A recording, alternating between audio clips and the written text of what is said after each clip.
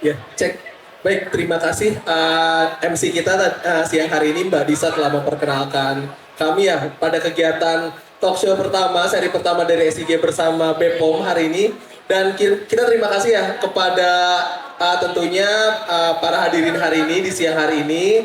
Mungkin agar bisa kita lebih intimate nih talk show kegiatan hari ini, mungkin Bapak Ibu mangga bisa maju duduk di depan lagi. Nanti kita coba buat kegiatan talk show ini lebih interaktif karena kami dari SIG telah menyiapkan hadiah menarik nih Bapak Ibu. Kita siapkan untuk para Bapak Ibu di sini yang mungkin bisa ikut aktif memiliki pertanyaan untuk kami. Cek ya. Jadi mungkin kami juga ingin menginformasikan bahwa SIG Laboratory ini kita ada booth Bapak Ibu di kegiatan World Food Safety Day hari ini dan besok.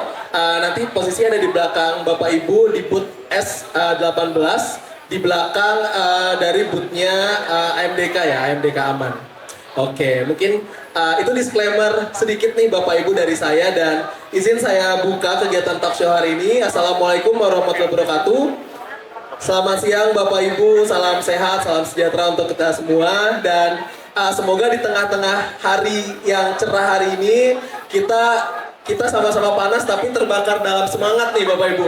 Kita semoga panas ini itu menjadi bahan bakar lah biar buat untuk kita jadi kita bisa lebih fokus dan kita bisa sama-sama menggali informasi yang sebenarnya menarik banget nih untuk kita cerita dan kita sharing hari ini. Dan mungkin kurang lebihnya ada customer kami Bu dari SIG yang sudah tentu sebagai pelaku usaha yang ini adalah mungkin momen pertama nih ketemu dengan Pak Dwi nih di sini yang biasanya ketemunya di sertifikat gitu. Datangan Pak Dwi. Nah, hari ini kita ada hadirkan langsung Pak Dwi di sini. Oke, mungkin sebelumnya saya izin memperkenalkan narasumber hebat kita hari ini dalam talk show hari ini. Izin memperkenalkan selamat siang Bu Yuni Kuswanti STP MSC. Selamat siang Bu. Bu Yuni ini lahir di Jakarta 16 Juni dan menempuh pendidikan terakhir S2 Food Safety dari Wageningen University ya Bu ya. Ini kalau saya boleh tahu dikit Bu, Wageningen ini emang favoritnya anak-anak teknologi pangan deh Bu kayaknya Bu. Saya udah sering dengar nih Bu, Wageningen nih, pas tahu nih, wah dari Wageningen nih Bu. Betul ya Bu ya? Iya, kalau mau food safety ya memang favoritnya di Wageningen. Iya, oh Wageningen ya, susah Bu itu dipronounce ya Bu. Jadi bukan Wageningen. Bukan Wageningen, Wageningen.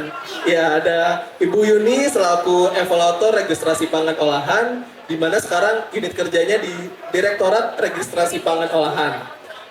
Badan POM Republik Indonesia. Di mana Bu Yuni ini mengawali karir di 2005 sebagai evaluator dan di 2024 ini telah mendapat kepercayaan sebagai tim penyusun pedoman dan evaluasi regulasi RPO. Benar ya Bu ya? Iya, betul. Ya, terima kasih Bu Yuni atas kesempatan hari ini bisa hadir di tengah-tengah kami dan selanjutnya the one and only nih untuk customer SIG mungkin udah sering melihat beliau di sertifikat. Ada Pak Dwi Yulianto Laksono, selamat siang Pak. Selamat siang Mas Fajar, terima kasih. Ya, jadi Pak Dwi ini lahir di Bogor 6 September dan telah menyelesaikan pendidikan di Sekolah Analis Kimia Bogor, lalu melanjutkan S1 di S1 Kimia Universitas Nusa Bangsa. Nah, Pak Dwi ini mengawali karir 2002 sebagai chemical analyst di PT GlaxoSmithKline, lalu pindah ke PT Novel Pharmaceutical. Kayaknya udah punya banyak pengalaman nih Pak di dunia farmasi nih Pak. Belum sebanyak Bu Yuni kayaknya. Iya, di farmasi sudah cukup lama hingga akhirnya di 2006 Pak Dwi ini melanjutkan ke Frisian Flag Indonesia hingga menjabat posisi terakhir sebagai Liquid Processing Supervisor dan sebelumnya akhirnya di 2010 bergabung dengan SIG ya Pak ya. Di SIG sebagai Laboratory Manager dan alhamdulillah sekarang telah menjabat sebagai GM Teknis SIG Laboratory. Jadi udah ada pengalaman farmasi iya, makanan iya, sudah Pak? Alhamdulillah sudah. Cocok sama BPOM nanti Bu ya? Kayaknya BPOM-nya memang kalau nggak background farmasi, makanan ya Mas? Kosmetiknya belum kan? Kosmetiknya belum ada. Mungkin di sini. SIG aja kayaknya. Iya betul. Mungkin di sini ada nih peserta hari ini yang dari background kosmetik mungkin bisa sharing banyak juga ya Pak ke kita ya Pak. Oke, mungkin kita lanjut talk show-nya hari ini ya. Mungkin pertanyaan pertama ini nggak klise sih, tapi sering kita tanyakan Ibu. Dan jujur mungkin SIG sendiri awal kita sudah biasa banget melakukan uji nutrisi, hingga akhirnya sudah banyak banget campaign tentang tabel AKG, bagaimana mengkomunikasikan tabel AKG di kemasan gitu. Saya sebagai milenial ya Bu ya, belum Gen Z nih Bu, saya masih milenial, sekarang udah awareness juga nih kalau lihat kemasan tuh lihat tabel AKG. Nah kita mau tahu nih sebenarnya, mungkin kita perlu sampaikan Bu background di sini para narsum, para hadirin ada dari industri juga nih Bu. Sebenarnya seberapa penting sih dan apa sih tabel nutrisi gitu Bu kalau di makanan? Ya, baik Mas Fajar. Jadi sebetulnya yang perlu kita tahu apa sih informasi nilai gizi dulu itu dulu ya kali ya. Jadi informasi nilai gizi itu adalah informasi terkait zat gizi maupun non gizi pada pangan olahan sebagaimana dalam bentuk yang dijual atau esrut gitu ya. Jadi kalau misalnya dia minuman serbuk ya dalam bentuk serbuknya gitu, bukan dalam konsumsi, itu yang dibakukan formatnya gitu ya. Nah, apa namanya? Untuk informasi nilai gizi ini sebenarnya memang sudah diatur dengan detail dalam peraturan Badan POM nomor 26 tahun 2021 tentang pencantuman informasi nilai gizi pada label dan label pangan olahan. Gitu. Jadi di sana itu sudah diatur dengan jelas zat gizi apa saja yang harus atau wajib dicantumkan, kemudian juga formatnya seperti apa, seperti itu gitu ya. Kemudian termasuk itu tadi yang tadi Mas Fajar sebut-sebut tuh, karena kalau di tabel informasi nilai gizi kan kita pasti lihat ada kandungan zat gizinya tuh, misalnya ada karbohidrat, kemudian proteinnya, lemak total, ada natrium, gitu kan itu ada disebutkan dalam satuan gram nasi atau miligramnya, kemudian juga dicantumkan dalam bentuk persen AKG. Nah, ada lagi pertanyaan, AKG apa sih gitu kan ya? Ya betul. Nah, AKG itu adalah persen angka kecukupan gizi. Ya jadi sehari itu kita tuh ada patokan ya, ada patokan kebutuhan zat gizi kita per hari itu berapa. Itu ditentukan berdasarkan kelompok usia. Jadi kalau secara umumnya, kalau yang umum, jadi ada yang mulai dari bayi 0 sampai 6 bulan, kemudian masuk 2 bulan, sampai 3, dan berikutnya sampai 1 sampai 3 tahun, dan seterusnya yang kelompok pangan umum, gitu ya, yang usia produktif gitu ya. Nah itu yang dipakai biasanya yang kelompok pangan umum, yang 2000 kilokalori ya per harinya gitu. Jadi di sana tuh ada lagi tuh peraturan yang mengatur terkait acuan label gizi namanya. Jadi di situ ada daftar zat gizi, kemudian juga jumlahnya kebutuhan masing-masing per hari itu ada di sana. Jadi misalnya, natrium diatur kalau misalnya tadi untuk kelompok pangan yang umum itu misalnya 1.500 mg per hari. Nah, itu jadi persen AKG itu adalah dari jumlah zat gizi yang ada pada pangan persaji nanti dibagi terhadap kebutuhan hariannya tadi ya, acuan label gizi per hari, katakanlah misalnya natrium 50 mg. Kemudian kita bagi dalam satu sajian, nanti kita bagi terhadap total kebutuhan bahari, dan dapatlah itu nilai persen AKG. Jadi dari situ kita bisa estimasi, kalau kita udah makan satu kemasan ini udah dapat 50% natrium gitu ya, kebutuhan sehari, berarti kan kita udah harus bisa estimasi, harusnya tinggal separuhnya lagi nih, kita cuma boleh makan kurang lebih 50%-nya lagi gitu, jangan sampai lebih dari itu gitu, seperti itu. Jadi memang sekarang kita dituntut sebagai orang hitung juga ya Bu ya, kayak kalkulator. Ya, jadi betul. Apakah sudah sesuai dengan kecukupan kita ya Bu ya dari tabel itu? Ya, sampai kurang dan juga sampai juga lebih gitu kan ya. Nah, jadi Bu, kalau kita tahu ya adanya informasi nilai gizi dan adanya tabel kecukupan gizi tadi, AKG tadi. Jadi sebenarnya kalau dari point of view dari industri nih, produsen ya, sebenarnya mengapa sih mereka jadinya perlu untuk mengkomunikasikan hal tersebut ke kemasan mereka Bu? Gitu. Apa sisi dari industri dan mungkin apa benefit yang bisa mereka kejar dari customer mereka nanti atau konsumen mereka? Bagaimana nih Bu? Ya betul. Nah sebetulnya kan pencantuman informasi nilai gizi ini memberikan informasi ya kepada konsumen tentang profil zat gizi yang ada di suatu produk pangan olahan gitu ya. Jadi konsumen tuh bisa memilih gitu ya sesuai nanti dengan kebutuhan nutrisi harian mereka. Apalagi kan ini perlukan juga kalau misalnya konsumennya memang ada kondisi penyakit tertentu, berarti kan mereka juga harus bisa menghindari mana-mana yang misalnya katakanlah dia penderita darah tinggi kan, berarti dia harus menghindari pangan-pangan yang kandungan nutriennya tinggi misalnya, seperti itu ya. Kemudian kenapa lagi harus cantum? Sebetulnya memang sesuai dengan peraturan yang tadi saya sebutkan, setiap pangan olahan kemasan itu sudah wajib mencantumkan tabel informasi nilai gizi pada labelnya, terutama untuk industri menengah dan besar. Begitu, jadi memang sudah wajib sebetulnya, sudah diwajibkan gitu ya, hukumnya wajib. Nah, sementara kalau untuk UMKM ini kita masih berlakukan bertahap, gitu ya, karena memang kan pengujian seperti kita tahu kan untuk pencantuman informasi nilai gizi itu sendiri kan harus dibuktikan dengan hasil analisis. Nah, kalau UMKM kan memang ada kendala ya terkait biaya untuk analisis, nah, makanya kita masih berlakukan bertahap.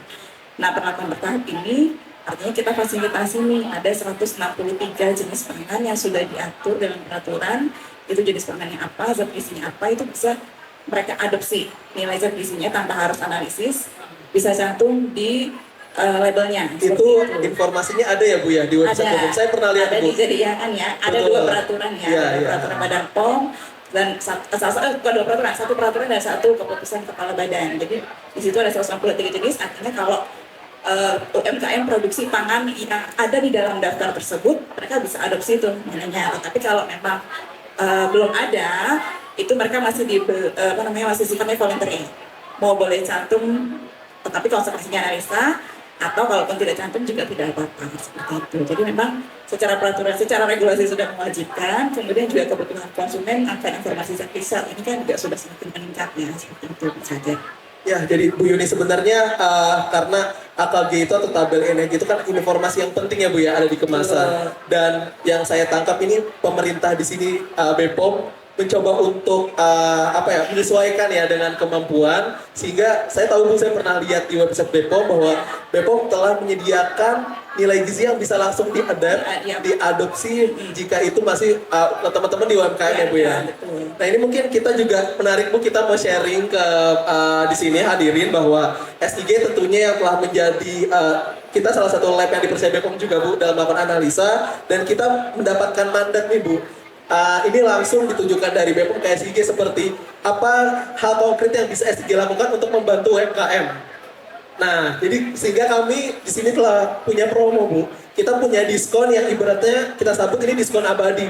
Diskon ini mungkin hilang kalau BPOM udah bubar kali Bu, bisa jadi Bu. Jadi kita otomatis bisa langsung memberikan diskon untuk teman-teman UMKM yang mau melakukan analisa, hanya cukup memberikan bukti legal, bukti valid seperti NIB ataupun izin usaha menengah kecil gitu. Jadi sebenarnya segini kita coba dekat Bu dengan UMKM juga. Jadi mungkin di sini ada yang punya cita-cita punya usaha, mau jual kue kering atau apapun yang nanti akan besar cita-citanya dan butuh uji lab, jangan sungkan untuk mampir ke booth kami. Gitu Bu. Berapa persen Mas? Diskon nih kalau boleh tahu. Harga kita oke, diskon juga kita oke Bu. Gitu ya. Jadi emang ada khusus Kita siapin yang khusus. UMKM gitu ya. Ada harga khusus dan ada diskon pula gitu ya Pak ya. Betul. Oke, nah ini jadi aku juga menarik sih Bu. Jadi sebenarnya BPOM itu telah menyiapkan suatu regulasi yang dibuat memudahkan tapi benefitable juga buat semua orang ya Bu ya. Oke.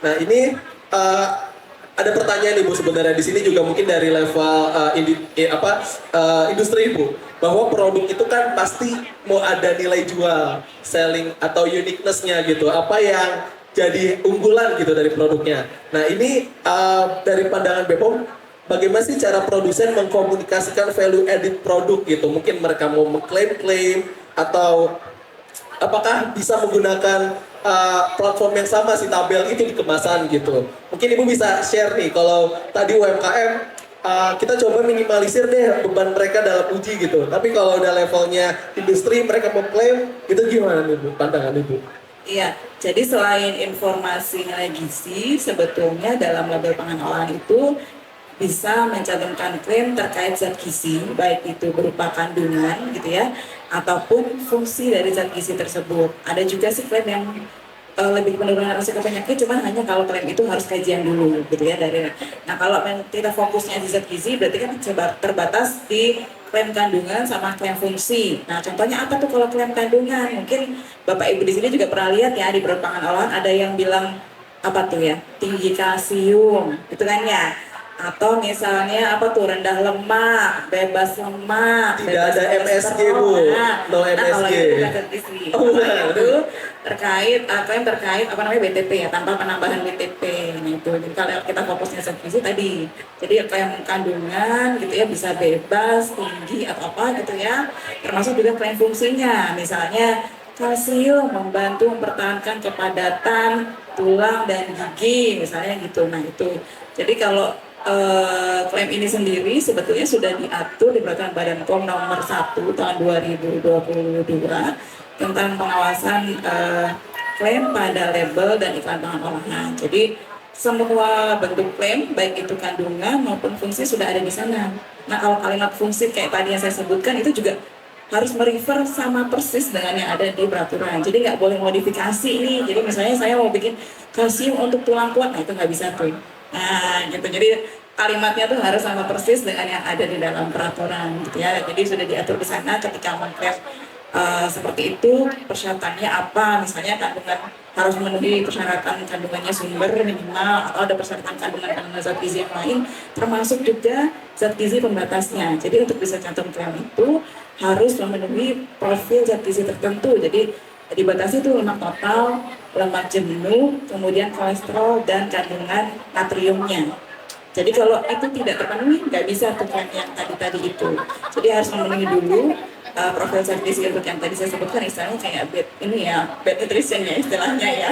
Oke, itu ada batasan-batasannya. Kalau itu sudah terpenuhi, barulah dia bisa mencantumkan klaim terkait dengan kandungan maupun fungsi dari zat gizi. Termasuk juga kalau masih bicara soal zat gizi, ada juga tuh yang lagi tren kan ya, logo pilihan lebih sehat. Nah ini adalah sebetulnya bukan diartikan produknya lebih sehat yang secara ini enggak ya, tapi maksudnya itu sebetulnya adalah perbandingan profil zat gizi terhadap pangan sejenisnya. Jadi misalnya katakanlah untuk minuman berperisa gitu ya. Jadi di sana yang menjadi pembatas zat gizinya adalah gula. Artinya kalau misalnya di sana untuk persyaratannya katakanlah gulanya itu maksimal, dibatasi maksimalnya. Cuma boleh misalnya 6 gram per sajian. Nah ketika dia mencapai profil tersebut, artinya dia bisa bilang dia lebih baik atau lebih sehat gitu ya daripada pangan sejenisnya yang mungkin kandungan gula persajiannya lebih dari 6 gram per sajian. Itu salah satunya. Jadi banyak lagi jenis pangan, ada 20 jenis pangan yang bisa yang ada profilnya ya untuk yang lebih sehat. Masing-masing pembatasnya itu beda-beda. Jadi ada yang dibatasi gulanya tergantung jenis pangannya. Nah kalau mie instan itu dibatasi dari sisi natriumnya. Jadi tergantung pangannya apa sehingga profilnya juga berbeda-beda. Seperti itu. Oke Bu, jadi ini sebenarnya kalau dari sisi produsen ya Bu ya, kita boleh lah punya uniqueness gitu, selling point dengan beberapa klaim yang tentunya telah diatur dan tentunya dibuktikan secara laboratorium. Pastinya. Harus diuji lab dulu Ya, apakah hasil benar analisisnya. hasil analisisnya dan tidak overclaim ya Bu, tetap mengikuti guidelines-nya. Nah itu jangan berkecil hati bahwa teman-teman produsen di sini kita masih bisa untuk kreatif dan membuat uniqueness selling dari produknya gitu ya. Oke, nah ini yang menarik juga Bu tentang klaim lebih sehat ya Bu ya, yang kita lihat kampanye di belakang. Itu kemarin saya juga dapat kuliah Bu, bukan kuliah sebenarnya saya dapat ilmu gratis deh dari webinar salah satu webinar. Jadi mereka menceritakan bahwa di beberapa negara itu di kemasannya tuh ada istilahnya nutri-grade dan lain sebagainya gitu. Kayak itu menurut saya membantu mengkomunikasikan hal benefit lebih dari produk tersebut. Nah ternyata di Indonesia sudah ya Bu ya dengan lebih sehat itu produk pilihan lebih sehat. Berarti untuk bisa produsen mendapatkan logo ini Bu, itu tentunya harus dapat approval ya Bu ya dari BPOM Bu? Iya betul, karena itu tadi ada persyaratan ya, jenis produknya sudah disebutkan tadi ada 20 kurang lebih jenis pangan, jadi belum semuanya gitu ya. Dan profil zat gizinya untuk persyaratan masing-masingnya juga berbeda-beda gitu, seperti itu. Siap Bu. Nah ini mungkin sekarang kita coba tanya Pak Dwi nih, dari sisi sebagai konsumen tadi BPOM telah menceritakan regulasinya. Pak Dwi gimana Pak, dari banyak sekarang produk, behavior apa sih yang sekarang jadi dimiliki gitu sebagai konsumen terhadap informasi yang disajikan di kemasan pangan gitu. Gimana Pak Dwi, apakah berubah behavior nih sekarang atau jadi seperti apa? Ya, terima kasih Mas Fajar atas waktunya. Mungkin terkait dari itu pastinya banyak ya, dari permintaan uji yang masuk ke kami di SIG, di SIG memang banyak pengujian terkait kandungan gizi yang mungkin sekarang semakin kompleks. Dulu mungkin kita ambil contoh gula biasanya kita para produsen itu pakai monosakarida atau disakarida seperti sukrosa, glukosa, maltosa dan yang lain-lain. Tapi mungkin sekarang udah banyak pakai gula substitusi. Ya, yang dengan klaim rendah kalori. Ya, dengan klaim rendah kalori. Apakah itu menggunakan sweetener, aspartam, aspartam dan segala macam, atau mungkin gula-gula alkohol sekarang, xylitol, terus kemudian sorbitol dan yang lainnya. Dan di lab saya nyebutnya bukan PR ya, tapi challenging. Ya challenge banget. Challenge ya, Mas, ya? Challenge banget karena satu matrix food itu yang udah yang paling kompleks gitu ya. Itu mostly kalau misalkan mungkin 85% customer kita adalah dari food, baik importer maupun produsen. Sisanya farmasi itu challengingnya yang paling banyak memang matriksnya dari food gitu. Dan memang klaim terkait low kalori, terus kemudian sekarang bukan hanya terkait dari kesehatan, mungkin sekarang orang melihat tren di kemasan itu bukan karena untuk kesehatan, tapi kalori gue udah berapa nih, ya kan? Kalori intake ya, Mas, ya? Kita mau cutting apa mau bulking nih kan, gitu zaman sekarang ya kan. Terus kemudian ngelihat kalorinya misalkan maksimal 2000, dia mau cutting harus 1600, nah sekarang kan banyak banget aplikasi-aplikasi yang gratis maupun berbayar itu udah mulai ngitung kalori gitu kan ya. Dia udah mikirin masalah kardionya, terus kemudian yang lainnya tuh sekarang trennya memang ke arah sana. Dan juga memang analisanya pun udah bukan yang konvensional lagi ya kan. Kita butuh analisa-analisa yang lebih sophisticated, terus kemudian lebih komprehensif, dan juga memastikan bahwa tidak ada matrix interference dalam analisa. Itu seperti itu, Mas. Ya, luar biasa nih. Pak Adu ini memang GM kami, Bu. Jadi teknis banget tadi. Kita punya bahasan yang agak teknis nih tentang SIG di segmen nanti, Mas. Kita keep dulu. Mungkin ada pertanyaan lagi nih, Bu, untuk Ibu terkait tadi Ibu udah memberikan arahan bahwa logo pada kemasan produk pilihan lebih saat ini sekarang bisa kita andalkan ya, Bu, ya, untuk preferensi dalam konsumsi. Nah, sebenarnya kita juga mau tahu, Bu, tentunya kalau saya pribadi sering, Bu, lihat bus Bepom ada hotline atau telepon gitu ya yang bisa dihubungi. Nah, kita mau tahu, Bu, sebenarnya kita sebagai masyarakat awam tuh ketika ketemu adanya apa ya, pokoknya ada ketidaksesuaian lah, kita bisa nggak sih, Bu, melakukan keluhan langsung gitu? Bagaimana sih cara kita bisa melakukan keluhan pelanggan gitu, tapi kita pengennya mengeluhkannya ke Bepom gitu, Bu, gitu. Itu bagaimana sih, Bu, bisa share nggak, Bu? Iya, kita punya yang namanya Halo Bepom gitu ya. Mungkin nanti sering dilihat pas Fajar di bis-bis gitu. Itu di 15533 gitu ya.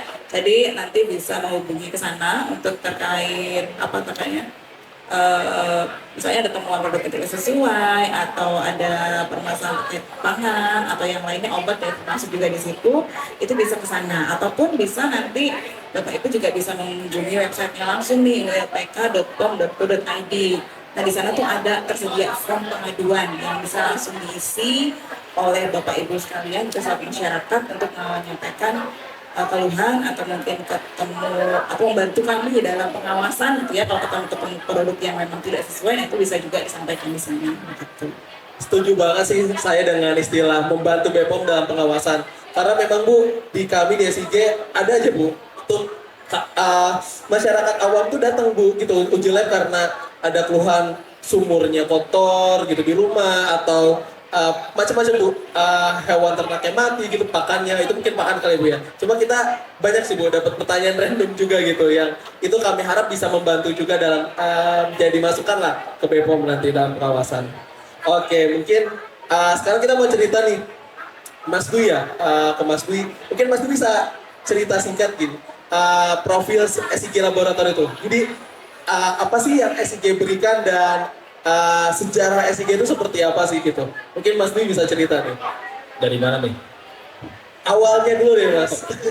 Oke, ya mungkin buat para Bapak Ibu atau customer kami yang SIG itu mungkin establishnya di 2001. Ya, mereka establish 2001. Berarti kita sudah 23 tahun ya, Mas, ya? 23 tahun ya. Dan sudah cukup lama malang melintang di dunia peranalisisan ya kan. Dan mungkin kita sudah diakreditasi oleh kan mulai tahun 2006. Ya, dan dulu pada saat saya gabung di 2010, itu mungkin karyawan kita baru 30. Sekarang mungkin udah 430 orang. Ya, jadi memang sudah masif sekali perkembangannya, kemampuan ujinya, terus kemudian juga layanannya, ya, dan kemudian mostly kita memiliki pelayanan 8 hari kerja dari sampel submit sampai terbit sertifikat. 8 hari kerja nih 8 Mas. hari kerja. Oh, oke. Nah, dan kita juga punya layanan urgent dan very urgent, syarat dan ketentuan berlaku dari parameter dan juga price pastinya gitu. Dan mungkin tadi saya sebut bahwa 85% mungkin mostly kita food and beverage. Dan mungkin sekarang di 5 tahun belakangan kita juga menerima sampel-sampel dari perusahaan farmasi dan juga kosmetik. Demikian Mas Mada. Ya betul, jadi seperti yang Pak Dwi sampaikan bahwa SIG sudah cukup lama ya Mas kita membantu produsen maupun UMKM maupun individu dalam kebutuhan laboratorium gitu karena memang mungkin beberapanya masih belum familiar, tidak tahu ternyata sebenarnya untuk dekat dengan lab itu nggak harus industri besar gitu, tapi perorangan tuh juga bisa. Dan mungkin terkait lab uji juga sangat bergantung atau sangat perlu tentang masalah ruang lingkup akreditasi. Itu juga mungkin bisa dilihat di website kami di sajlaboratory.com. Kita kurang lebih ada 4.000 ruang lingkup akreditasi.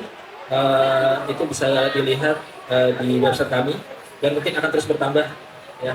Jadi kalau asesor yang datang kemarin pengalaman di 2 bulan kemarin itu 11 orang asesor yang harus menuju ke lab kita karena memang ruang kita sangat luas sekali. Dan bukannya kita juga dapat asesmen ya Mas dari BPOM? Ya, oh ya, itu mungkin rekognisi ya. Oh iya, rekognisi. Rekognisi yang mungkin kita adalah salah satu pilot project dari Badan POM, mungkin salah satu project rekognisi lab pihak ketiga yang dilakukan Badan POM pertama kali di tahun ini dan kita alhamdulillah mendapat kehormatan untuk memberi kesempatan yang pertama. Mudah-mudahan di bulan Oktober kita bisa memenuhi segala persyaratannya sehingga dapat direkognisi di bulan Oktober 2024. Amin amin. Nah ini Bu Yuni mungkin kapan-kapan udah pernah Bu main ke SIG Bu? Ya, belum pernah tuh. Lokasinya di Bogor ya tapi. Di Bogor Bu. Nanti kapan-kapan main ya Bu ya. Oke, mungkin kita lanjut ya ke bahasan kita tentang tabel AKG sendiri nih Mas Dwi ya. Jadi SIG kenapa sih Mas bisa bicara banyak ya kita sebagai laboratorium ruang lingkup lab kita kenapa sih bisa bicara banyak di tabel AKG? Mungkin Mas Dwi bisa share apa sih yang SIG kerjakan dalam AKG ini Mas gitu. Mungkin kita dalam pelayanan pelayanan kami SIG mengacu pada Perda Badan POM nomor 26 tahun 2021 terkait beberapa yang wajib dicantumkan di AKG, yang mungkin dari itu yang sangat concern yang dan memang dibutuhkan oleh pelaku industri yang paling penting. Dan memang angka AKG itu kan didapat dari analisa. Ya, dapat analisa baik itu dari kadar protein, kadar air, kadar lemak, proximal analisis ya, lemak jenuh, kolesterol, natrium, wajib dan segala macamnya itu dilakukan dilakukan dan diperoleh dari hasil analisa misalnya. Dan kemudian juga memang package yang kita lakukan pun itu langsung perhitungan ke AKG-nya. Langsung dihitungkan ya Mas tabel AKG-nya Mas. Jadi biar customer juga kan ya karena mostly yang menguji ke SIG itu pasti untuk registrasi ke Badan POM. Baik itu pengurusan MD maupun ML. Ya, jadi memang biasanya kita package-kan dengan perhitungan AKG yang formatnya mengikuti Perda Badan POM tahun 2021. Jadi memang formatnya dan kita juga udah punya program khusus untuk melakukan itu dan for free itu yang paling penting.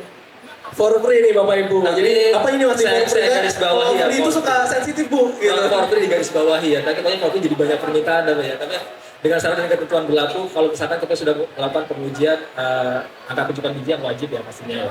Jadi for free perhitungan tabel AKG-nya. Oh, jadi nanti still nice Mas. Pada saat kita rilis sertifikat 8 hari kerja tadi, nah itu mungkin kalau misalkan ada beberapa customer baik itu produsen maupun importir yang ingin mendapatkan perhitungan nilai AKG itu bisa didapatkan. Jadi tinggal sampaikan di apakah di surat keterangan atau yang lain atau mungkin bisa bicara dengan sales representatif kami juga dapat dilakukan secara gratis. Ya bagus. Jadi memang karena ujungnya sertifikat bingung juga Bu nggak bisa dipakai karena angkanya bukan itu gitu. Yang mau customer itu adalah tabel AKG-nya gitu.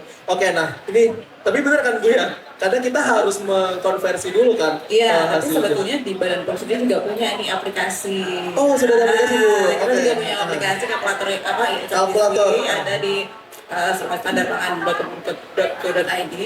Nah, kalaupun mereka melakukan registrasi di sistem kami di registrasi RBA ya, itu pun di sistem juga sudah disediakan tuh Mas perhitungannya. Jadi mereka tinggal input aja jumlahnya sesuai hasil analisis dan satunya dimintakan di sistem, nanti sudah langsung dikonversi itu dapat gramasi sama persen AKG per saji. Wih, mantap banget Mas. Berarti semoga nggak ada gap ya. Sudah selaras ya, Sudah selaras sampai sama-sama frekuensi. ini. Di YouTube-nya juga udah ada juga. Kenapa? Di YouTube-nya Badan POM juga sudah di-share. Yes, Luar biasa betul. sekali. Jadi aksesnya udah sangat Sudah gampang lah, sudah media gampang. informasi sudah kita Open. ya sudah disosialisasikan juga gitu ya terkait perhitungan ini tadi. Nah, oke nih, ini menarik nih Mas, tentang kita laboratorium melakukan analisa gitu, melakukan analisa. Bagaimana biar customer tuh bisa percaya terhadap hasil? Kenapa mereka harus percaya dengan hasil uji yang SIG terbitkan? ya mungkin karena tadi terkait dari ruang hidup akreditasi dan matriks yang saya singgung di awal ya, karena memang food itu matriksnya sangat banyak dan juga mungkin kan di mana Komite Akreditasi Nasional, di mana lembaga Indonesia yang menerbitkan sertifikat akreditasi 17025 untuk food laboratory practice itu sekarang parameter validasinya harus per matriks. Ya, jadi mungkin nanti bisa cek atau mungkin bisa tanyakan di baik di website kami maupun di salah kami secara langsung, apakah matriks Bapak Ibu yang disampaikan ke lab kita itu sudah masuk dalam matriksnya atau belum? Gitu ya, karena memang itu merupakan suatu challenging. Dan kalau misalkan kami sebagai lab uji bahwa semua pengujian yang sudah kita rilis itu sudah divalidasi. Dan divalidasi dan dipastikan bahwa metodenya digunakan robust, terus kemudian efek matriks dan yang lain, dan validasi dari 8 parameter dari akurasi, linearitas, LOD, LOQ, robustness dan yang lain sudah dipastikan sudah dilakukan di lab kita. Ya, jadi baik itu dari sisi validitasnya, kemudian dari sisi kecepatan ujinya, kemudian dari pelayanan dari A sampai Z-nya, itu mungkin kita juga lab yang sudah terintegrasi dari LIMS, Laboratory Integration Management System, yang dimana mungkin sekarang baik e-registration juga sudah online, dan kemudian sertifikat kita juga sudah e-certificate gitu kan, itu juga merupakan salah satu keunggulan dari SIG, dan kita juga menjamin seluruh keabsahan hasil uji kami. Ya begitu. Ya, oke Mas, betul. Jadi Bapak Ibu mungkin kita perlu ingatkan kembali kenapa sih bisa mempercayakan uji di SIG, karena tadi pertama SIG telah terakreditasikan ya Mas sebagai laboratorium 17025, dan poin yang kedua yang kritis adalah bahwa kita mencoba untuk memaintain parameter uji itu masuk ruang lingkup ya Mas, atau terakreditasi juga oleh kan gitu. Jadi tidak hanya dari sisi labnya, namun parameter pengujiannya juga diakreditasi oleh kan. Dan mungkin nanti Bapak Ibu bisa buktikan di website bahwa ruang lingkup SIG ribuan ya Mas. 4.300 sekian. 4.300 to be exact ya. Memang karena tadi challenge-nya dalam sampel macam-macam, jadi kita harus memvalidasi sesuai dengan karakter sampel produk tersebut ya Mas ya. Ya betul, nanti Bapak Ibu jadi jangan sungkan, jangan khawatir. Kita juga ada help desk berupa konsultasi ya Mas. Jadi nanti misalnya ada pertanyaan teknis, tentu SIG kita bisa bantu. For free, mumpung Iya free. betul, for free. Mumpung free apa bayar? Memang free Mas. Oh, Kita iya. konsultasi nggak pernah ada charge. Di Bepom juga kan Bu? Iya betul, pastinya gratis. Oke, nih ada pertanyaan lagi mungkin Mas yang lumayan menarik. Sebenarnya jika di sini nih Bapak Ibu ada dari masyarakat umum gitu. Sebenarnya tadi ya, jadi gimana sih teknisnya masyarakat nggak perlu usaha deh, nggak perlu UMKM, tapi dia mau uji lab aja gitu. Itu sebenarnya bisa nggak sih Mas kayak sih jawabannya jadi gimana? Ya, pastinya ada berbagai macam cara untuk menguji sampel ke SIG. Mungkin kalau misalkan yang di Bogor dan sekitarnya bisa datang langsung ya di Jalan Rasamala nomor 20 di Taman Yasmin. Itu sangat mudah diakses dari tol Bogor Ring Road, mungkin hanya sekitar 2 menit. Atau mungkin kalau misalkan sudah ada banyak juga ya para masyarakat awam yang sudah mengerti terkait masalah pengujian, mereka tinggal menyampaikan surat pengantar, dikirim via ekspedisi itu pun bisa, via ojol asal surat keterangan dan surat pengantarnya jelas, itu bisa dilakukan. Dan mungkin ada beberapa juga kantor representatif kita di Jakarta, di Jalan Cetak Negara yang dekat Badan POM. Kita juga ada juga nextnya kerjasama dengan salah satu platform ojol ya, terkait untuk menggunakan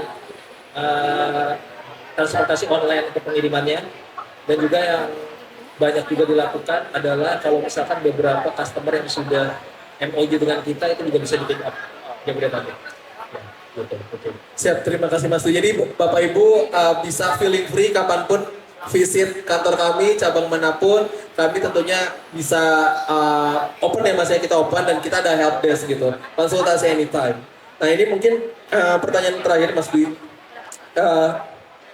Kalau dari pandangan lab gini, ini saya keep juga nih, tapi tadi kayaknya Ibu ini udah banyak cerita juga. Kalau dari pandangan lab ini dalam mendukung terciptanya pangan yang sehat dan berkualitas tuh sebenarnya ekosistem apa sih Mas yang harapannya bisa dibuat gitu? Mungkin kalau dari lab, dari praktisi lab itu mungkin sosialisasi terkait parameter atau peraturan yang akan diperjalankan Bu ke depannya. Karena mungkin kami sebagai lab butuh waktu untuk melakukan validasi trial method dan juga mungkin kalau sampai yang benar-benar idealnya harus masuk ruang lingkup gitu ya. Kadang-kadang yang memang kita sebagai lab challenging-nya di situ karena kita butuh waktu untuk development, kita butuh waktu untuk mempersiapkan trial method atau bahkan investasi alat baru dan juga regen-regen baru gitu kan, karena kadang-kadang kita ide cukup lama, nah mungkin itu yang kita persiapkan. Jadi banyak juga mungkin kita juga berterima kasih sama Badan POM yang sudah menginisiasi seperti yang terbaru adalah JLKI, Jejaring Laboratorium Kosmetik Indonesia yang diinisiasi Badan POM. Kita juga salah satu anggotanya, sehingga pembahasan terkait metode, penyamaan metode, terus kemudian juga sounding terkait peraturan yang akan dilakukan ke depannya itu sangat jelas sekali. Ya seperti mungkin kebanyakan kalau kami selain itu pun melihat situasi di luar. Mungkin sekarang sedang booming terkait AMR, antimicrobial resistance, terus kemudian juga PFAS, terus kemudian juga dioksin, beberapa mikroplastik mungkin walaupun peraturannya masih belum settle, tapi itu merupakan salah satu yang sudah kita telisik. Jadi mungkin kita butuh informasi dan juga mungkin jejaring terkait masalah komisi teknis. Kita juga di pengurusan SNI wajib pun kadang udah beberapa personil kita sudah menjadi anggota di komisi teknis.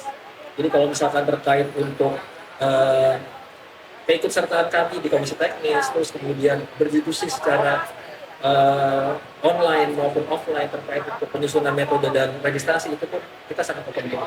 Dan lab sangat senang karena kita akan mempersiapkan layanan pengujiannya untuk mendukung keamanan pangan ini berjalan dengan baik.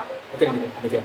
Ya betul, terima kasih Mas Du. Jadi mungkin info juga untuk Bapak Ibu di sini, Bapak Ibu mangga bisa follow Instagram kami SIG Laboratory maupun LinkedIn untuk informasi-informasi seperti promo maupun kegiatan-kegiatan yang lain, karena perlu diketahui SIG ini salah satu lab nasional yang kita aktif di jejaring internasional Bu, seperti Southeast Asia, OASI Southeast Asia, dan beberapa kegiatan seperti Upfund gitu. Jadi memang kita, dan terakhir juga bareng BPOM ya Mas, ketemu BPOM ya di kegiatan Upfund juga. Jadi kita berharap seperti yang Pak Dwi sampaikan, adanya sinergi antara stakeholders BPOM itu bisa menciptakan ekosistem keamanan pangan yang bagus juga ya Mas, dan bersaing dengan negara lain gitu. Oke, mungkin ini pertanyaan untuk Bu Yuni nih Bu. Kalau dari Ibu nih mungkin karena banyak audiens adalah customer SIG sendiri nih yang dari industri, apa sih saran Ibu kepada para industri hingga bisa terciptanya tadi ya Bu ya, ekosistem panganan yang sehat dan berkualitas gitu Bu?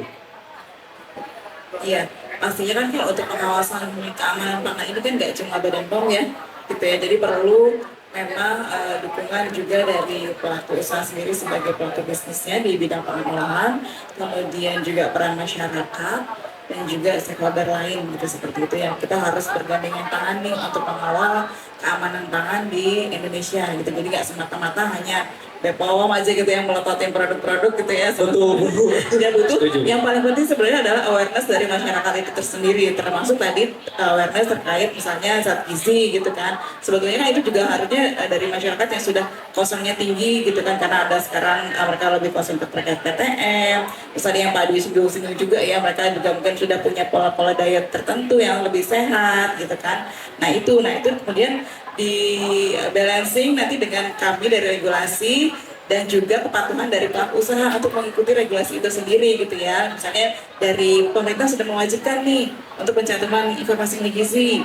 Nah, pelaku usaha juga peran sertanya ya tolong diikuti gitu kan, regulasi itu diikuti supaya ini ujung-ujungnya adalah ke masyarakat. Nanti dari oleh pengujian juga membantu, bisa dari sisi mendukung hasil analisisnya gitu ya untuk pembuktian terhadap zat gizi ataupun apapun itu yang diklaim di dalam label pangan olahan seperti itu, Mas Fajar. Ya Bu Yuni, setuju banget karena kalau bicara Gen Z nih Bu nih, generasi di bawah saya nih anak-anak Gen Z, mereka bilang sekarang zamannya kolaborasi Bu. Ya, Gitu, betul. kita sudah tidak lagi bicara satu individu, tapi kita harus kolaborasi bersama agar semuanya cepat, efisien dan ya ke cover gitu ya Mas ya. Kita memang sudah zamannya ke kolaborasi. Oke, mungkin ini bagus banget nih dapat banyak insight dari Bu Yuni, dari Mas Dwi juga nih hari ini dari terkait obrolan kita tentang tabel AKG, lalu bagaimana industri bisa came up dengan regulasi yang ada, dan bagaimana laboratorium bisa menyediakan jasa untuk mereka menyesuaikan dengan kebutuhan tersebut ya. Oke, mungkin kita masuk nih ke sesi terakhir Bu. Ini kita sediakan khusus untuk para hadirin hari ini yang telah hadir. Ini jauh-jauh sih Bu, saya beberapa konfirm ke saya, Mas Fajar saya hadir dari Bekasi gitu. Ada yang sampai tolong minta rundown buat saya approve ke atasan gitu. Jadi memang kita sudah coba untuk bonding. Niat gitu ya. Kita sudah niat Bu gitu. Kita menyediakan hadiah nih untuk 4 penanya pertama. Maafin ya, terbatas gitu. Nanti kita ketemu di event lainnya deh Bu ya kalau gitu ya. Gitu. Kita sediakan beberapa hadiah apa untuk para penanya hari ini. Mungkin Bapak Ibu, mumpung ada Pak Dwi ini yang biasa lihat di sertifikat, dan mungkin ada Bu Yuni nih dari BEM ada pertanyaan atau mungkin curcol dikit boleh kali Bu ya kalau Bapak Ibu punya curhatan gitu. Iya, mau curcol dikit juga boleh. Mangga, ini saya buka sesi pertama ya, sesi tanya jawab ya. Oke, mungkin sebentar. Aku tadi lihat dari ibu ini yang pertama, yang kedua, ketiga, dan keempat ya. Ya, mungkin seperti itu. Pak Dwi dan Bu ini boleh minum, takutnya enggak, ini seret. Tadi ibu ini dulu mungkin pertama, kedua, ibu tadi nanya ya. Ketiga, dan tadi ibu ini yang nanti kita dapat yang pertama dulu ya. Nanti satu lagi yang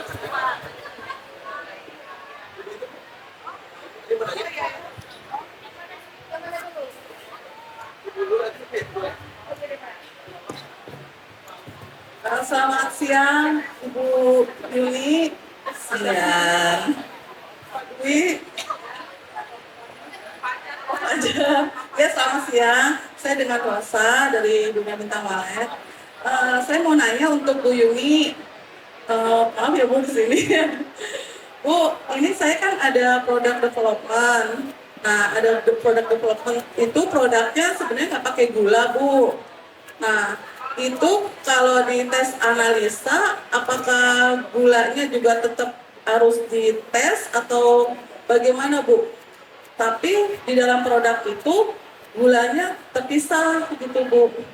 Jadi kayak krim kayak kopi gitu, jadi gulanya terpisah. Tapi pada dasarnya sih produk kami tuh pure nggak ada gulanya, itu gimana Bu? Maksudnya nanti kalau kan ada konsumen yang ingin menambahkan gula, ada yang tidak gitu.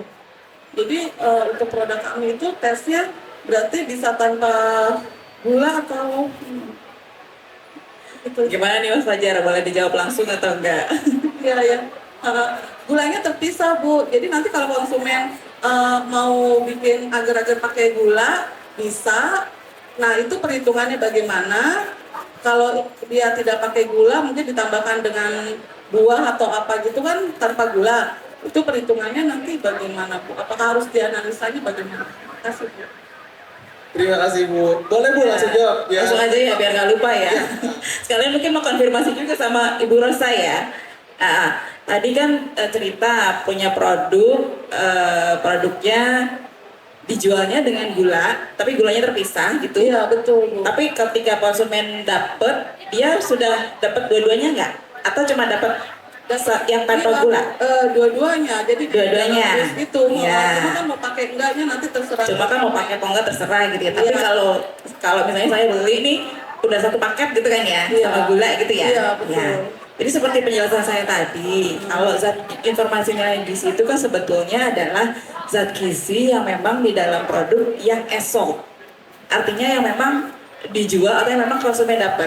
Jadi ketika dia dapat produk plus gula, artinya kan secara kewajaran dia kan konsumsi sama gulanya ya. Iya. Gitu kan. Nah, artinya dianalisakan dengan gulanya. Seperti itu. Meskipun gula pilihan, tetapi kan ketika dia beli kan sudah dengan gula nih. Jadi harus dianalisakan dengan gulanya. Kecuali yang dijual memang nggak disertai dengan pelengkap gula. Nah, itu baru gitu kan. Tapi untuk komposisinya bagaimana?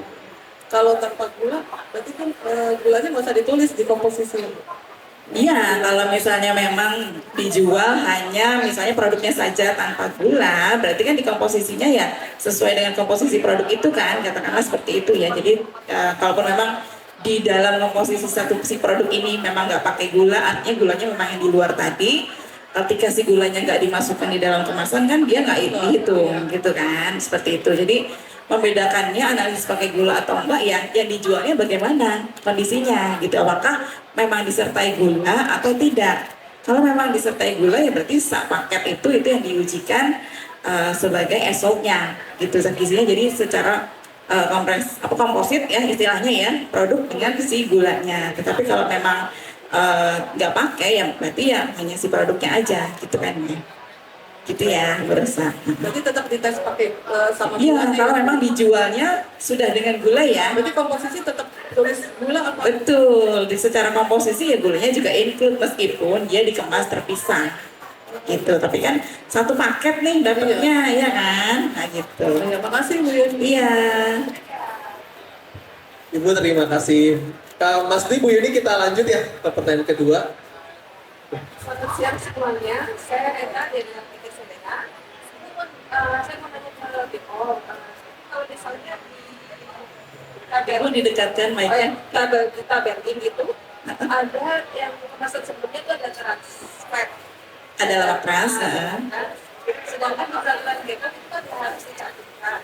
Tidak wajib, betul. Lemak keras saat zat gizi yang belum wajib diwajibkan dicantum. Apalagi kalau itu misalnya nilainya 0.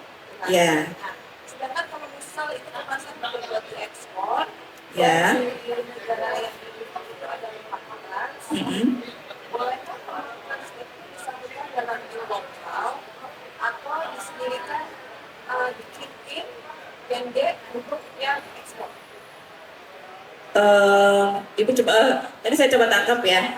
Mungkin kalau saya coba tangkap karena ada diceritakan. kebutuhan ekspor ya Bu ya. Iya, jadi kalau mungkin karena tadi menurut Ibu apakah lemak transnya boleh cantum karena ada kebutuhan ekspor Ya, betul. atau mau cantum tabelin indicator sendiri gitu ya untuk format di negara ekspor gitu maksudnya ya. Iya. Ya, jadi kalau lemak trans memang tidak wajib untuk cantum, tetapi kalau mau cantum silakan. Bukan tidak boleh, Tidak boleh. silakan cantum asal dibuktikan dengan hasil analisis, betul. Hasil dibuktikan dengan hasil analisis.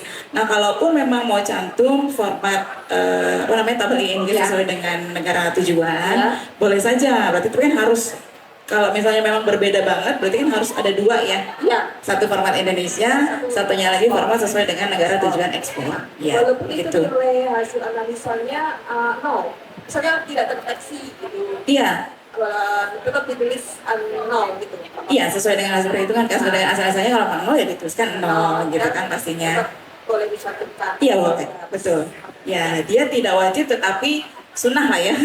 Boleh dicantum, boleh enggak gitu. Gitu. Ya bukan yang dilarang, bukan. Ya. Ya, makasih Bu. Iya.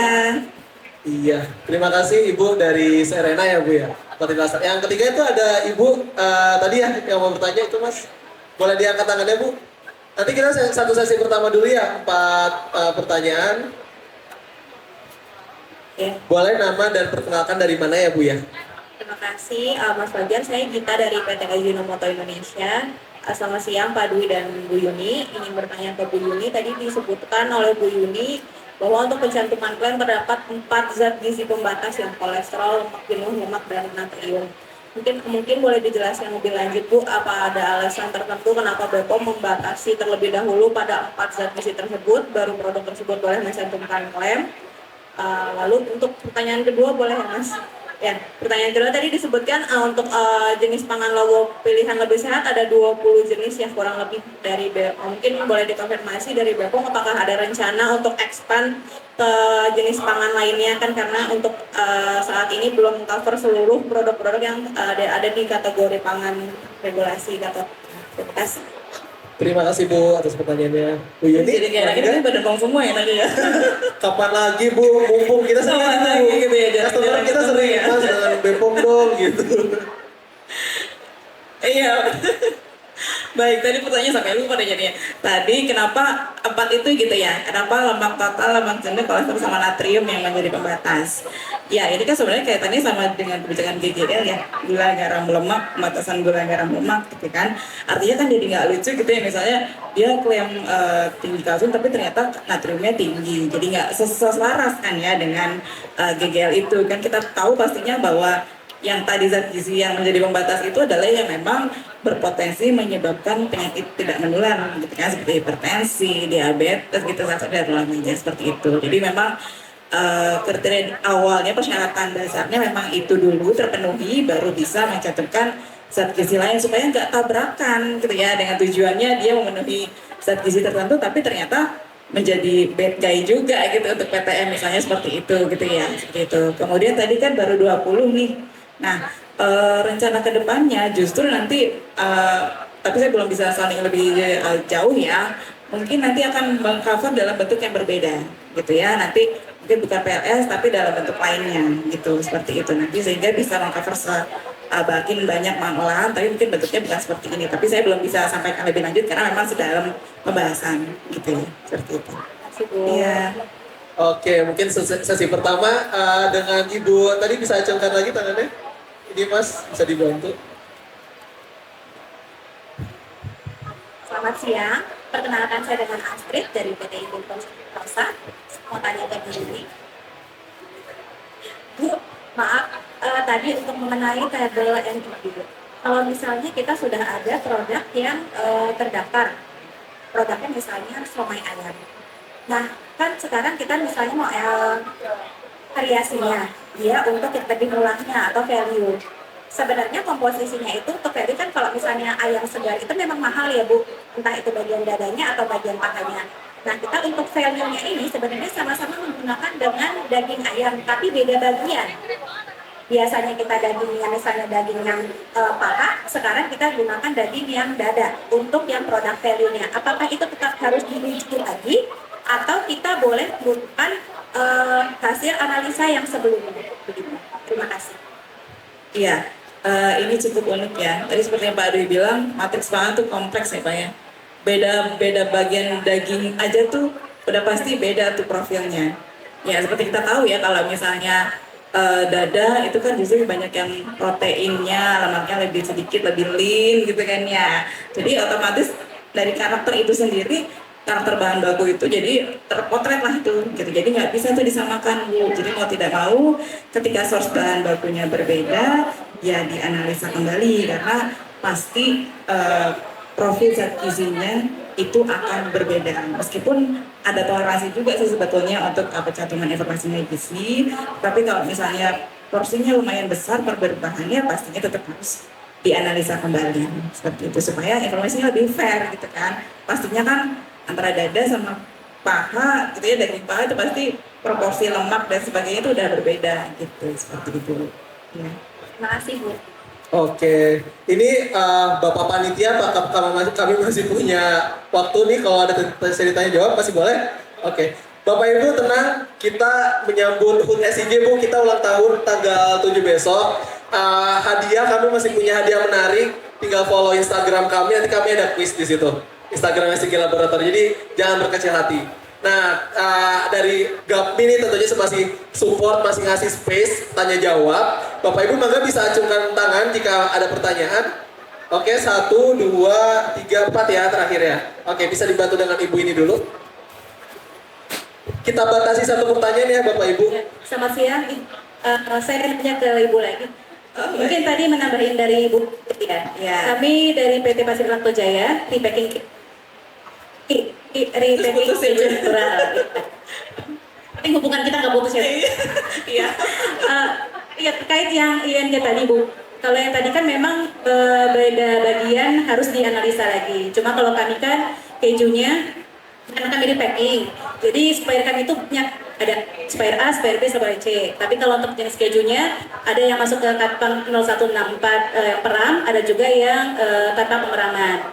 Nah, kalau kami nanti ganti ke supplier A, itu wajib dianalisa lagi atau tidak Bu? Soalnya kan kalau tidak belum ada ING yang dibakukan, misalnya mozzarella berapa, cheddar berapa, atau nanti setiap kami ganti supplier wajib dianalisa lagi dan wajib P5 lagi, kan ribet ya Bu ya.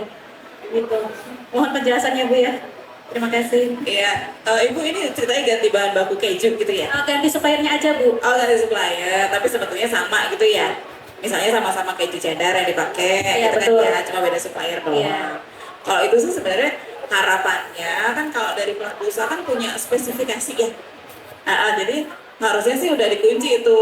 Kalau misalnya spesifikasinya kurang lebih sama ya nggak perlu tuh analisa ulang. Tetapi kalau misalnya memang berbeda sama sekali gitu ya komposisinya, ya mau tidak mau.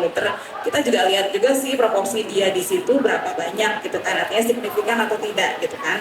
Kalau misalnya dia tidak signifikan ya kita bisa masih bermain di toleransi zat gizi kan ya Bu ya, gitu. Berarti artinya nggak perlu ulang. Tetapi ketika dia berbanyak signifikan jumlahnya ataupun misalnya profilnya tadi, tadi kan profilnya dagingnya beda gitu kan, itu beda banget, itu mau tidak mau harus analisa ulang gitu. Tapi kalau cuma ganti supplier dan sudah dipastikan secara spesifikasi kurang lebih sama ya nggak perlu seperti itu. Tapi Bu, kalau untuk range-nya sendiri tidak diatur sama Badan POM ya? Misalnya range keju mozza harus dari sekian sampai sekian, fatnya sekian sampai sekian. Ya, terus kita tidak mau terus sampai teknis segitunya ya, gitu. Tapi maksudnya kan Ibu bisa lihat sendiri lah, misalnya kalau untuk profil masing-masing, oh lemaknya berapa sih kandungan yang si bahan ini, yang satu kalau mau penggantinya berapa, kan Ibu bisa hitung-hitung tuh, ini masih masuk toleransi nggak, kira-kira gitu kan. Kalau misalnya sudah di luar toleransi berarti yang kurang, tapi kalau masih masuk dalam toleransi ya silakan saja, kalau analisa. Baik, terima kasih ya. Baik, terima kasih Bu. Pertanyaan kedua tadi yang Ibu ini terus Bapak itu ya nanti ya. Bisa dibantu Mas Agus? Selamat siang, perkenalkan saya Kiki dari PT Fast Food Indonesia. Izin bertanya ke Pak Dwi, misalnya nih Pak, kita melakukan analisa pengujian ke suatu lab yang dia itu sudah terakreditasi ISO 17025 atau sudah terakreditasikan. Tapi nah salah satu parameternya itu dia belum terakreditasi. Nah itu hasilnya itu bisa kita anggap valid dan terakreditasi juga, gitu bisa dibilang seperti itu. Karena pertimbangannya kan lab itu juga sudah menerapkan ISO 17025 gitu. Terima kasih. Cek. Terima kasih atas pertanyaan Ibu siapa maaf? Kiki. Ibu Kiki ya. Nah, Ibu Kiki sebenarnya kalau kita bicara statement atau ruang lingkup yang sudah disahkan oleh KAN ya, sebenarnya memang begini, di 4.300 sekian ruang lingkup itu pun sebenarnya yang divalidasi itu lebih dari itu butuh SIG. Jadi kalau misalkan ibaratnya lab itu udah terakreditasi 12.25, terus kemudian dia merilis hasil yang belum masuk ruang lingkup gitu ya, misalkan ya seperti itu ya. Kalau dibilang valid bisa aja valid.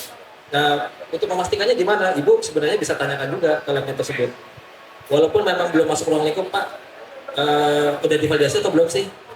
Minta aja sedikit kriteria validasi. Nah itu jadi kalau misalkan just simple audit lah ya. Jadi kriteria validasi pasti setiap lab punya. Jadi kalau misalkan nanti dia udah akurasi atau belum, terus kemudian masuk minoritas atau belum dan segala macamnya, pasti setiap lab punya itu. Jadi Pak saya minta deh kriteria validasinya walaupun belum masuk lingkup untuk memastikan bahwa lab Bapak itu pengujian untuk parameternya sudah valid. Gitu. Jadi nggak serta merta dia nggak valid, nggak juga. Nah, jadi tapi sebagai customer punya hak juga buat tanya. Jadi kalau misalkan nanti ibu tanya udah masuk validasi atau belum atau segala macam, atau mungkin dia buat sudah verifikasi, udah melakukan LOD LOQ, tapi baru hanya sebatas itu aja, itu bisa ditanyakan. Berarti kayak termasuk uji profesiensinya juga bisa kita tanyakan Boleh. ya? Nah, apalagi seperti itu berarti kan udah paham nih parameter validasi atau jaminan mutu gitu yang sangat boleh sih. Makasih Pak. Sama Ibu Kiki. Ya, terima kasih Bu. Pertanyaan ketiga dari Bapak yang pakai batik hijau, Mas Agus, bisa dibantu?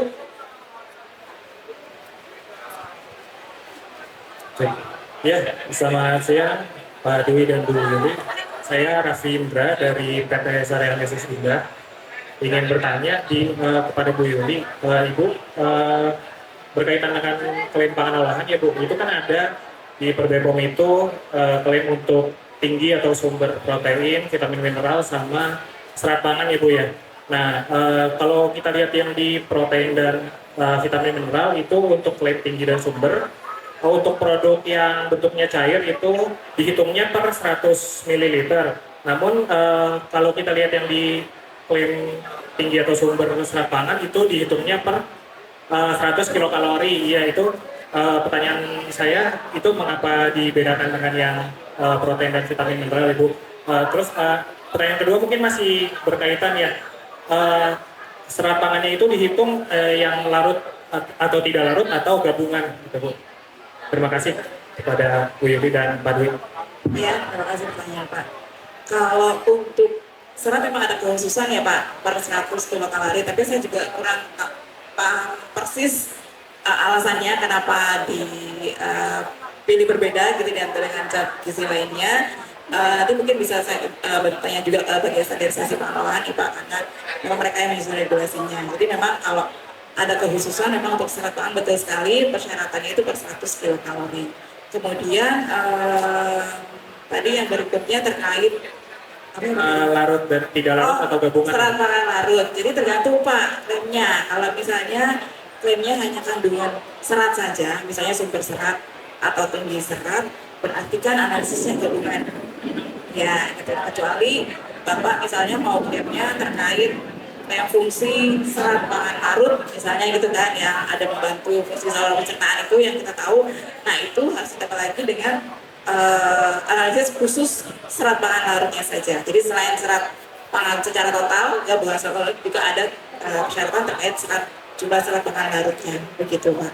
Jadi tergantung klaim apa yang Bapak mau sampaikan. Berarti tergantung dari klaim fungsi zat gizinya juga kalau Betul. ada. Kalau hanya kandungan saja ya berarti hanya total. Tapi kalau mau khususon gitu ya terkait fungsi, ada yang khusus serat pangan larut ya berarti memang harus yang serat pangan larutnya saja yang dianalisa gitu. Baik, terima kasih Bu Yuli dan Pak Dwi.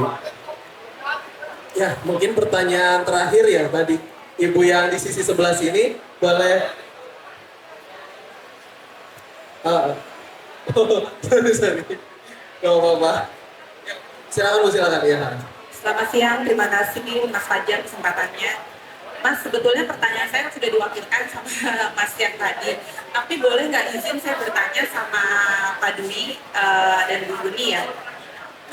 Jadi kebetulan saya dari PT Tritunggal Karta Makmur, di mana perusahaan kami ekspor impor bahan baku chemical.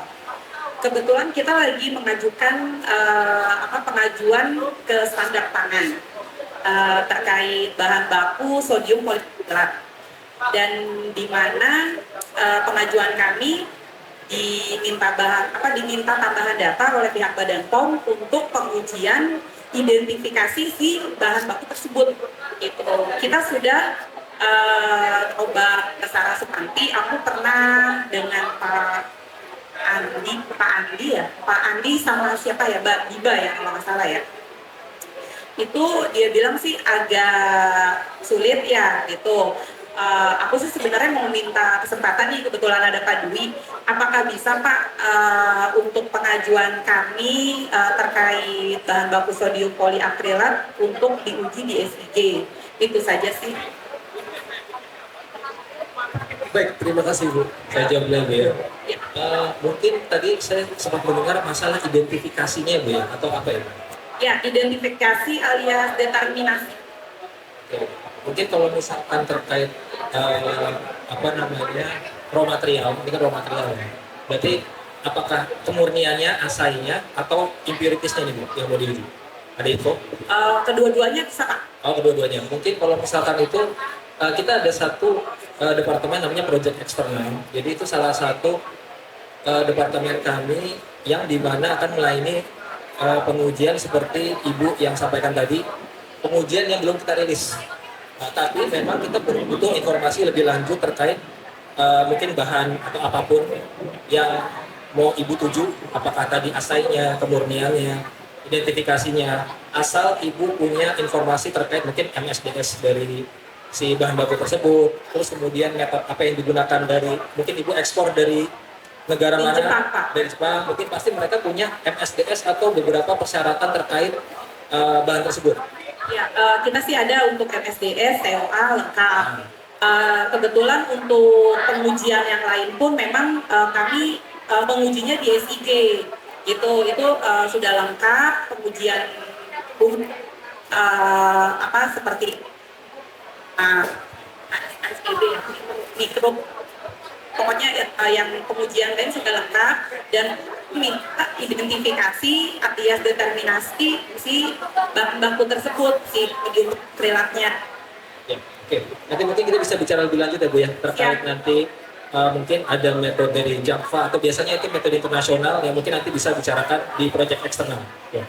Masih. Terima kasih Pak Dwi. Ya, sama-sama. Ya, terima kasih Bu. Jadi nanti mungkin Mas Dwi bisa menyempatkan waktu ya kayak Mas ya. Atau Bu Yuni kita bisa off stage nih mungkin mau ngobrol jika masih ada waktu ya Bapak Ibu gitu. Hari ini juga kami ditemani oleh manajer laboratorium kami ada Bu Ica. Mungkin nanti bisa sambil ngobrol bareng juga ya Mas ya. Oke, mungkin Bapak Ibu saya rasa masih ada juga tadi saya lihat beberapa yang masih punya pertanyaan. Tapi tenang aja, kita masih ada di sini SIG. Nanti bisa ngobrol, mumpung ada Pak Adi dan Bica juga, atau mungkin ke stand booth-nya BPOM ya Bu ya. Kalau mau konsultasi juga ada bisa main ke booth-nya Badan POM gitu. Jadi mungkin kita cukupkan ya talk show hari ini.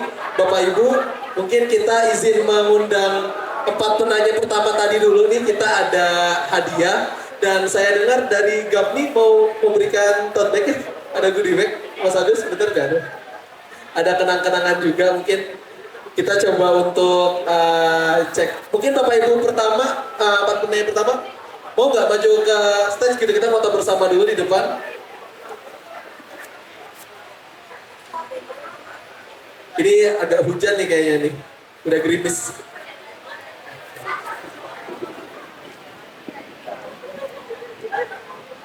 Saya undang 4 penanya pertama untuk mungkin bisa ke stage.